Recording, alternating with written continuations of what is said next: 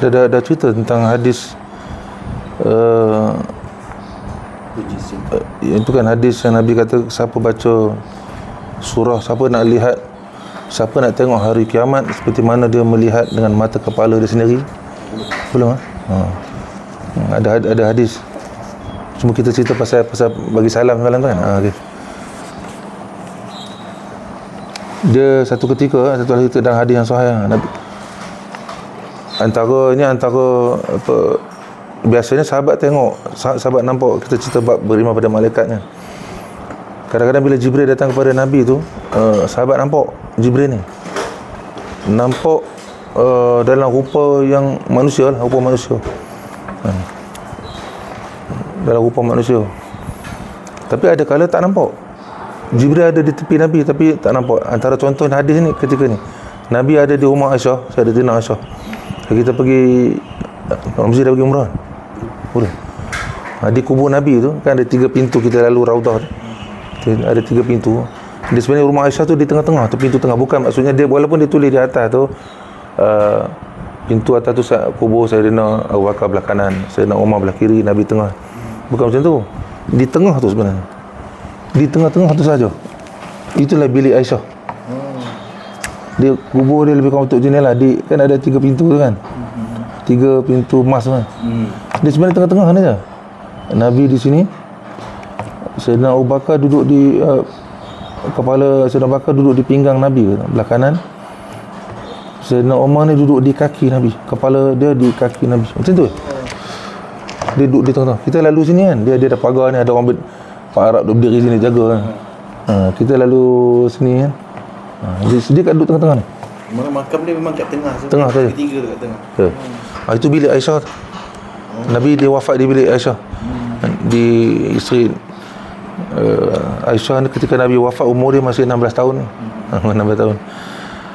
Ada ketika ni Nabi duduk di rumah Aisyah. Lepas tu ketika ni Jibril ada, tapi Aisyah tak nampak kan. Tengok hadis Nabi sebut an Ibnu Umar radhiyallahu anhuma, daripada Sayyidina daripada Ibnu Umar. Ibnu Umar ni anak Sayyidina Umar lah, Abdullah bin Umar. Qala Rasulullah sallallahu alaihi wasallam, bukan itu kita baca hadis lain tu. Itu semalamnya hadis. Hari ni hadis yang Nabi kata ini Jibril, Hazrat Jibril, ini Jibril, dia kirim salam pada kau. Itu kita cerita bab semalam lah. Okey, ini bab-bab yang tu Nabi kirim salam, macam mana kaedah bila orang sampaikan salam pada kita kan, macam mana kita nak jawab. Biasa kalau kita kata memang wajib hukum dia, bila orang sampaikan salam pada kita, wajib kita jawab on the spot ketika tu. Sama juga macam kita dapat surat, dan surat tu ada Assalamualaikum, wajib kita jawab dengan lisan. Bukan jawab dalam hati. Dia tak ada istilah jawab salam ni dengan hati, tak ada. On the spot jawab. Begitu juga WhatsApp. Sama sekarang WhatsApp kan. Orang hantar, sekurang-kurang dia tulis salam, kita wajib kita jawab Waalaikumsalam. Lepas tu baru kita nak type balik hantar. Itu wajib ketika itulah. Sama juga orang kirim salam kepada kita, datang kepada kita, si fulan tu kirim salam kat kau, wajib kita jawab Waalaikumsalam ketika tu. Waalaikumsalam. Lepas tu kita jawab lepas wajib lah. Tapi sebenarnya sunat untuk kita tambah lagi, jawab pada tukang pembawa salam. Dia tukang bawa salam tapi dia tak dapat apa-apa doa. Jadi kaedah ni Nabi ajar, wa'alaika, kalau kamu lelaki yang bawa salam tu, wa'alaika wa alaihi salam. Atas kau salam, atas dia juga salam. Jadi sunat untuk kita doakan juga kepada si pembawa salam. Okey, itu hadis yang semalam. Okey, dalam hadis riwayat Imam At-Tirmizi, hadis hasan sahih, hadis sahih, daripada Sayyidina Abdullah bin Umar radhiyallahu anhuma, daripada anak Sayyidina Umar, Abdullah bin Umar, bila berkata Rasulullah sallallahu alaihi wasallam bersabda, kata Rasulullah, man sarrahu, siapa-siapa yang nak, ai yang zurah, bahawa dia nak melihat, ila yaumil qiyamah, pada hari kiamat. Maksudnya siapa-siapa yang nak melihat pada ketika berlaku hari kiamat tu, siapa-siapa nak tengok, ka'annahu ra'yul ainin, seperti mana dia melihat dengan mata kepala dia. kita mungkin tak sampai situ. Tapi ketika kita hidup ni, Allah bagi peluang kita untuk kita bagi tengok macam mana cara. Falyaqra, maka hendaklah kamu membaca 3 surah. Iza syamsu kuwirat, surah At-Takwir. At-Takwir. Takwir.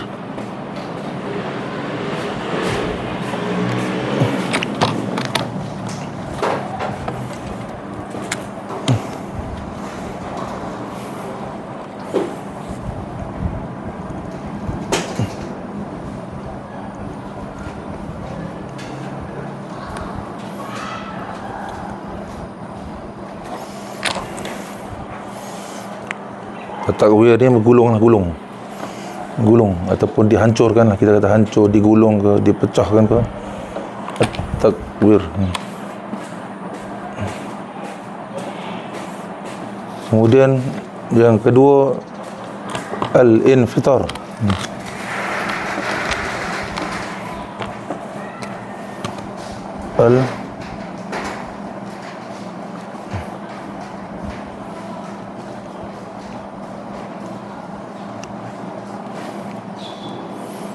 Ini ada apa? Ada alif. Infitar. Tu ada alif. Infitar ni pun sama kan, pecah belah, hancur kan.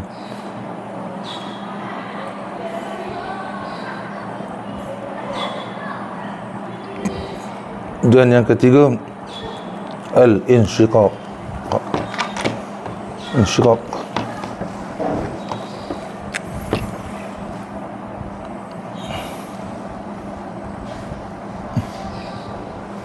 Al-infitar ni hancur kan Ustaz? Hancur, terbelah, dimusnahkan. Insyiqaq.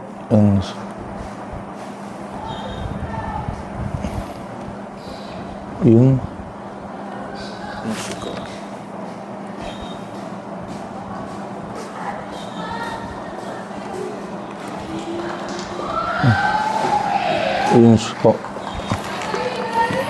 Insyiqaq ni sama dah terbelah, pecah, rosak, dipisah.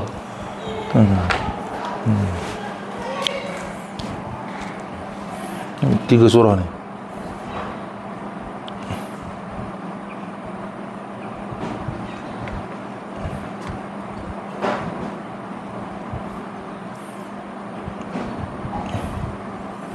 Dua surah ni duduk sebelah-sebelah ni. So, Takwir dengan Infitar ni duduk sebelah. Lepas tu selang satu surah Al-Mutaffifin, baru Insyiqaq. Jadi kalau ini kena bukan baca sekali kita dah boleh nampak dah. Dengan kita baca Quran kan dengan tartil, tartil tu dengan tajwid, tu dengan bertenang-tenang baca. Lepas tu satu lagi dengan tadabbur, menghayati makna. Menghayati makna tu maksudnya kita baca, betul kita baca Quran kena ada. Sekarang ni beli Quran yang ada perkata, terjemah perkata. Sambil kita baca, sambil tengok terjemah ni. Lepas tu kita menghayati terjemahan makna.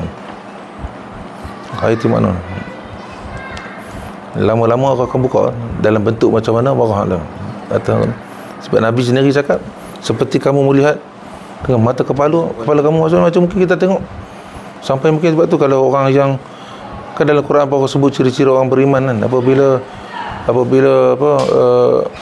wa iza zukira Allah wajilat qulubuhum, apabila disebut nama Allah bergementar hati mereka kan. Wa tuliyat ayatuhu, dan dibacakan ayat kepada mereka, zadatuhum imanan, bertambah-tambah iman. Macam tu lah mungkin kita jadi kita tengok TV. Wah, mungkin orang tu sebab apa cakap tu, sebab Nabi kan pernah dibawa Isra dan Mi'raj masuk dalam Masjidil Aqsa.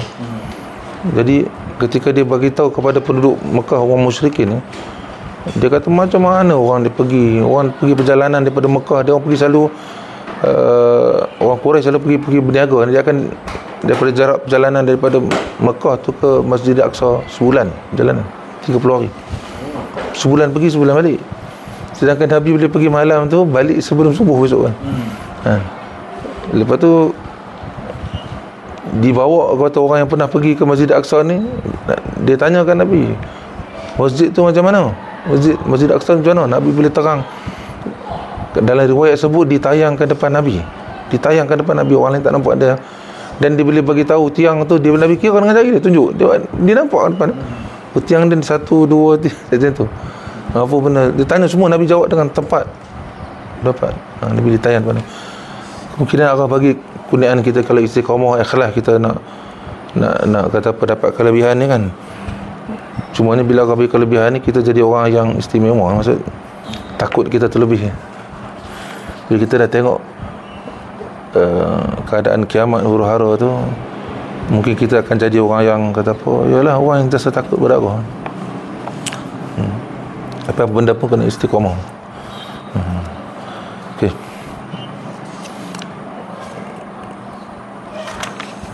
Okay, kita lagi masih cerita pasal hakikat malaikat dan sifat-sifat ni.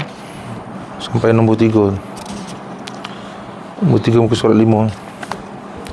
Sikit lagi kita baca. Berapa jam? 6? Sikit dah. Mereka ini mempunyai sayap. Malaikat ni ada sayap. Sebagaimana tersebut dalam Al-Quran, firman Allah Subhanahu wa ta'ala, Alhamdulillahil, segala puji hanya milik Allah. Tidak ada yang layak puji melainkan Allah. Tak kira lah kita puji sesama kita ke, kita puji Allah ke, Allah puji kita, semuanya betul kita sebut Alhamdulillah, segala puji hanya milik Allah. Bila orang puji kita, maksudnya kita ni sebenarnya apa kelebihan yang ada orang nampak hebat kita tu, orang puji tu, hakikatnya Allah yang bagi, milik Allah. Jadi walaupun mulut kita memang buat kita kena sebut Alhamdulillah, segala puji hanya milik Allah. Aku kembalikan kepujian ni kepada Allah, sebab dialah Tuhan punya ni. Aku diberi sahaja, dan Allah tutup segala aib aku. Anda kata Allah buka aib aku, semua orang akan caci maki aku. Sebab Allah tutuplah aib kita. Jangan kita nampak hebat sangat ni, Allah tutup aib. Fataris samawati wal ardh, Allah lah yang menjadikan langit dan bumi, ja'ilil malaikatu, dan dia juga yang jadikan para malaikat rasulan sebagai utusan, uli ajnahatin, ulia ajnahatin, malaikat-malaikat ni ada sayap, mathna, dua, wa thulatha, tiga, wa ruba', empat. Wa yazidul fil khalqi ma yasha, dan Allah menjadikan ataupun Allah menambahkan bagi makhluk kejadian yang dijadikan tu ikut suka hati dia nak buat macam mana. Ada sayap ke tak ada sayap ke, 3 sayap, 4 sayap, 5 sayap ke. Innallaha ala kulli syai'in qadir, sesungguhnya Allah atas tiap-tiap sesuatu maha kuasa. Jadi mereka ini dalam bentuk berbagai-bagai, para malaikat ni. Ada di antara mereka mempunyai 2 sayap, 2 sayap, 2 tak tahulah 2 macam mana, macam burung ke macam mana, Allah alam. Ataupun 3 sayap, ada yang 4 sayap. Tersebut dalam Al-Bukhari, riwayat Imam Bukhari, dari Abdullah ibn Mas'ud radhiyallahu anhu, bahawa Rasulullah sallallahu alaihi wasallam melihat Jibril alaihi salam ada baginya 600 sayap. Nabi kata ada 600 sayap masa dia tengok Jibril dalam keadaan asal. Adakah sayap-sayap mereka ini di sebelah kiri dan kanan seperti burung, atau depan belakang, atau dari pihak atas mereka, atau tempat yang lain daripada disebut tu? Itu tak pasti, wallahu alam. Tak disebut secara jelas. Nabi pun sebut, dia kata dia nampak Jibril ni ada 600 sayap. Sayap yang macam mana tu?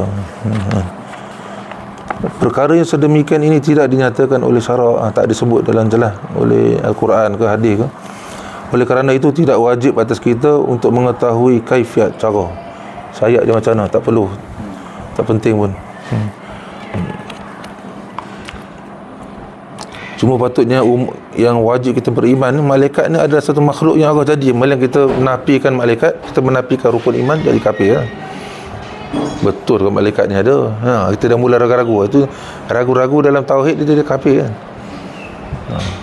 Biasalah kan, kata apa, nafsu yang jahat ni ataupun syaitan akan lintahkan kita benda-benda tak nak ragu kan, utama bab iman kan. Cepat kita tolak yang ragu-ragu. Bila ragu ni, disebut ragu dalam tauhid ni, dia dikira tak beriman. Dia mesti keyakinan 100%. Betul, kena belajar kan. Baru bila kita belajar, kita fikir tu ada panduan akal kita, memang kita gunakan akal kita untuk nak berfikir tentang sesuatu tu, tapi akal kita mesti dipandu dengan ilmu kan. Ilmu tu berdasarkan Al-Quran, berdasarkan hadis kan. Baru fikiran kita tu tak pergi jauh kan. Kalau kita tak ada panduan akal kita, dia boleh pergi. Syaitan boleh tarik akal kita pergi mana-mana. Kita fikir tentang malaikat ada. Syaitan dia tarik kita ikut jalan dia. Itu bahaya. Jadi bila kita ada panduan, dia tak boleh, dia boleh tarik kita, tapi kita kontak balik kan. Okey. Tak penting dia sayap dia banyak ke sikit ke, macam mana cara sayap dia, tak penting untuk kita tahu. Yang penting kita beriman malaikat adalah makhluk yang Allah jadikan. Jadi mereka ini malaikat tidak makan, tidak minum, tidak berketurunan, tak ada lelaki, tak ada perempuan. Lepas tu kita tak boleh kata seorang malaikat, dia bukan orang. Satu malaikat boleh lah, dua malaikat. Tak berketurunan, tidak tidur dan sebagainya daripada adat-adat kemanusiaan. Bahkan mereka ini tidak mati melainkan selepas ditiup sangkakala yang pertama. Sangkakala ni ditiup 2 kali. Sangkakala yang pertama bila tiup, semua makhluk hancur. Maksud tadilah bila tiup sangkakala yang pertama, masuk berlaku kiamat, hancur lebuh habis semua. Matahari ke, bulan, bintang, bumi ni semua hancur habis, planet ni. Termasuk semua makhluk-makhluk mati, melainkan yang Allah kendaki kekal lah. Kekal.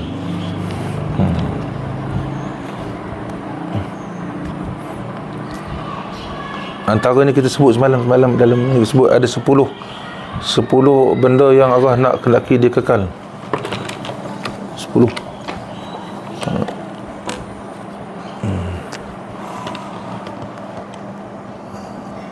Walaupun malaikat Israel sendiri pun, malaikat Israel semua makhluk dah mati, tinggal dia, kata setengah riwayat kata dia Allah akan ambil nyawa dia. Maksudnya yang kekal, yang hidup ketika tu hanya Allah saja. Tapi melainkan 8 perkara ni lah, kata para ulama, yang asal makhluk tapi Allah kendaki kekal, iaitu syurga, neraka,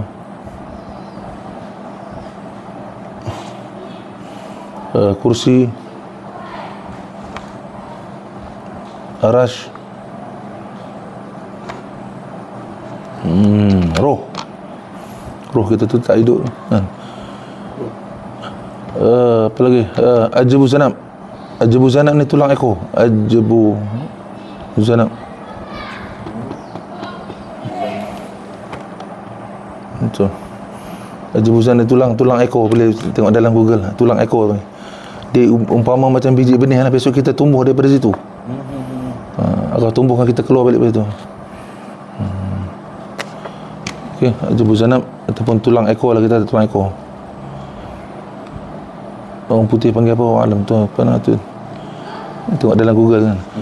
Ajabu zanab apa tu, apa lagi, qalam ni macam pen lah, kita kata pen. Dia yang menulis di Lauh Mahfuz, dia menulis. Allah perintah qalam, tulis sekian dia tulis kan. Nombor 8, Lauh Mahfuz. Lauh ni L-A-U-S kan, bahasa Melayu lauh. Kalau bahasa Arab dia lauh, lam waw ha. Lauh ni papan lah kita menulis. Mahfuz tu yang terpelihara. Papan kita, tempat kita menulis panggil lauh. Papan hitam ke, papan putih ke. 8 kau ni. Okey.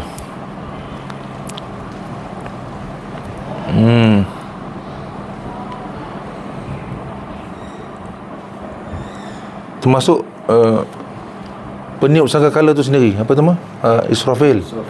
Israfil yang Nabi kata semenjak Allah jadikan dia, dan sehinggalah pada saat nanti Allah perintahkan dia tiup sangkakala pertama tu, dia dalam keadaan mulut dia ada dekat serunai tu, macam dia ibarat macam serunai kan. Nabi kata umpama bentuk macam tanduk kan. Mulut kat situ, dah kadang kaki kanan, kaki depan, kaki belakang macam tu bersiap sedia menunggu ditiup. Tu Nabi kata, anda kata dia bernapas tu, anda kata napas pun dia jaga. Anda kata napas dia termasuk sekali dalam tu, mungkin bumi ni akan bergegar jangan orang ada. Jadi Israfil dalam keadaan siap sedia. Dia pun nanti dia akan diambil nyawa oleh Allah. Dan bila orang nak suruh perintah ditiup sangkakala yang kedua, Allah hidupkan dia balik. dikatakan bila dia tiup sangkakala pertama tu, semua roh-roh akan masuk dalam serunai. Bila dia tiup sangkakala kedua tu, semua roh-roh tu akan pergi cari badan masing-masing. Dia sebelum ditiup sangkakala kedua ni, ada setengah riwayat kata akan hujan selama 40 hari ataupun 40 tahun lah. Hujan tu dalam bentuk air mani. Dia akan menumbuhkan daripada ajamul zanab tu. Hasil daripada hujan tu kan, tumbuh balik. Tumbuh yang tidak beruh lah, tumbuh balik orang. Macam mana tumbuh pokok Nabi kata, tumbuh berdiri kan. Bila kau perintahkan tiup, wahai Israfil, tiup sangkakala kedua, tiup, roh tu akan pergi cari masing-masing badan, akan pergi. Itulah hakikat orang alam, macam itulah Nabi sebut hakikat orang alam. Jadi masing-masing roh tu dia tahulah pergi cari badan di mana kan. Okay.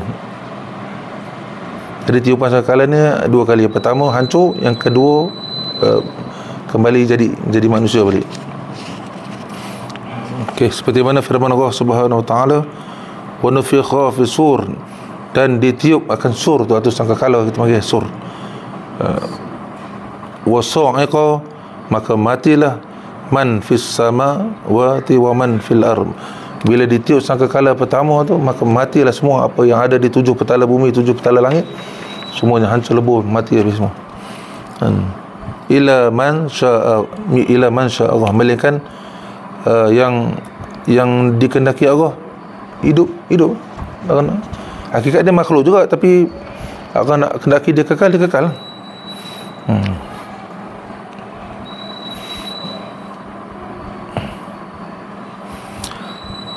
Allah Subhanahu wa taala melaknat orang-orang kafir yang mensifatkan malaikat ini dengan sifat keperempuanan. Orang kafir, ada setengah orang kafir kata malaikatnya anak perempuan Tuhan. Kata-kata mereka ini tidak berasas dan tidak bersandar kepada dalil yang nyata, sama ada dari Al-Quran ataupun As-Sunnah. Atas pendustaan ini mereka akan ditanya pada hari kiamat. Tanya.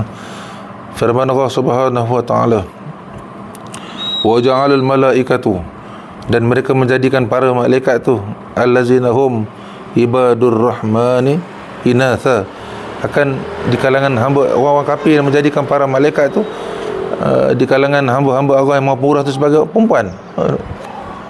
Dia kata malaikat ni anak perempuan ni, ini perempuan. Syahidu khalqahum. Macam mana dia orang boleh kata malaikat ni perempuan? Dia pernah tengok ke aku buat malaikat tu perempuan? Dia pernah tengok aku buat ke? Aku tanya. Dia pernah tengok aku jadikan malaikat ke? Satu ketabu, dan nanti di hari akhirat nanti akan maksudnya Allah rekodlah apa yang dikata-kata oleh mereka ni.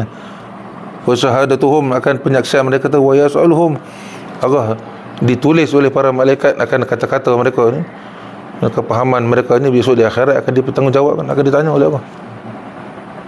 Dari mana bukti kau dapat kau kata aku jadikan malaikat ni perempuan?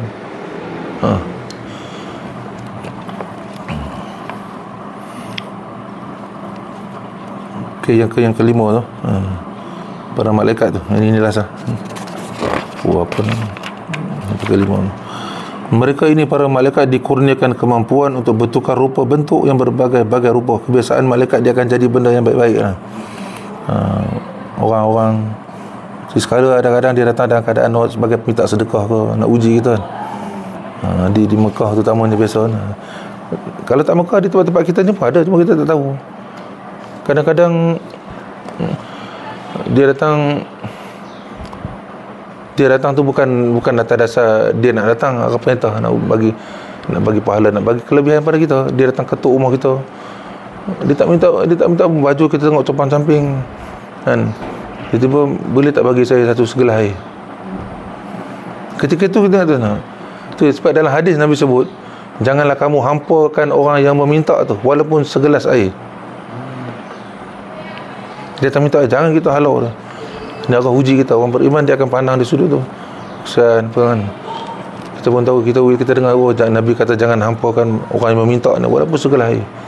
Kalau kita tak mampu sekalipun dia minta apa yang dia minta, saya tak ada tuan, dia ada, bukan tak ada langsung tapi ada sikit rumah saya, tapi kalau saya nak bagi tuan air ke makan sekian-sekian ni, boleh lah bagi. Jangan hampa orang. Jadi Allah tengok uji. Kadang-kadang para malaikat, kadang dia dapat dia tu, pergi terima kasih. Kalau manusia yang datang tu sekalipun pun Allah nilai pahala di situ, apatah lagi malaikat. Malaikat ni mustajab doa. Dan kalau kita hina dia, kita tak bagi dia, kita kata macam-macam, dia doa, dia lepas tu dia doa pada Allah, doa dia mustajab. Jadi tak penting janji ini makhluk Allah, tak kira manusia ke malaikat datang pada kita, jangan kita hampa walaupun segelas air. Tetapi kebiasaannya, tapi kalau datang dalam bentuk rupa yang jahat-jahat macam anjing ke, babi, ular, tu biasa syaitan lah. Malaikat dia takkan datang dalam bentuk itu. Tetapi kebiasaannya dalam bentuk rupa yang baik-baik.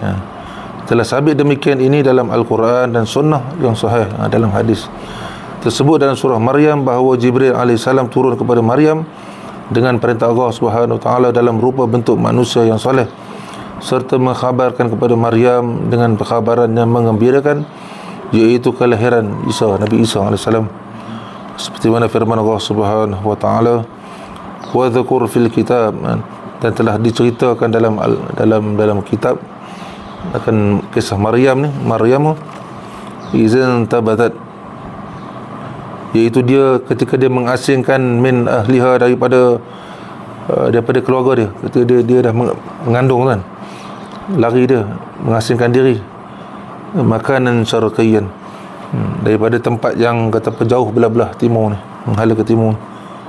Fattakhazat min dunihim, dan mereka menjadikan satu tutupan ataupun tirai lah, halangan untuk sebagai hijaban, fa arsalna, sebagai hijab untuk tutup nak sembunyi Maryam ni. Maka kami mengutuskan kepada ilaiha, akan Maryam tu, ruhana, akan malaikat Jibril. Fatamatsala laha basharan, dia merupakan diri ni seperti manusia sawiyan, manusia yang handsome lah, kita kata lah, sempurna. Bukan manusia jenis lelaki-lelaki compang-camping lelaki-lelaki, tak. Qalat, bila Maryam nampak manusia ni, dia tak ada pernah lelaki yang datang hampir dengan dia, Maryam ni. Dia duduk dalam Masjid Aqsa tu pun tak ada satu orang pun masuk, melainkan Zakaria je, Nabi Zakaria masuk. Setiap kali Nabi Zakaria masuk dalam Quran yang kita baca ayat tadi tu, bila setiap kali Nabi Zakaria masuk dalam mihrab tu, Maryam tak pernah keluar dari situ. Makanan akan dihantar pada dia. Tapi ketika tiap-tiap kali Zakaria datang nak bawa makanan dah ada. Buah-buahan, tapi buah-buahan tu semua luar musim, belum musim lagi pun. Tapi ada situ. Jadi Zakaria tanya, kata Maryam, daripada mana kau dapat, siapa hantar? Tak ada siapa masuk. Ini semua rezeki daripada Allah. Allah ada bagi rezeki daripada jalan yang kita tak sangka-sangka ada. Jadi tak pernah lelaki. Jadi bila dia nampak ada lelaki, dia dah disembunyikan Maryam ni, lepas tu datang pula dia nampak ada lelaki, jadi dia kata, ini a'udzu birrahmani, aku minta berlindung kepada Tuhan yang Maha Pemurah ni, dan minka, daripada engkau, in kuntum taqiyan, kalau betul kamu ni jenis orang baik bertakwa, janganlah kau buat apa-apa pada aku minta berlindung kepada Tuhan. Dia tak pernah ada lelaki, tiba-tiba nampak ada lelaki dia kata. Qala innama, kata Jibril tu, sesungguhnya aku ana rasulun, diutuskan rabbiki, daripada Tuhan kamu, li'ahaba laki, dan untuk memberikan kepada kamu akan anugerah anak lelaki yang zakiyan, yang bersih, yang suci bersih.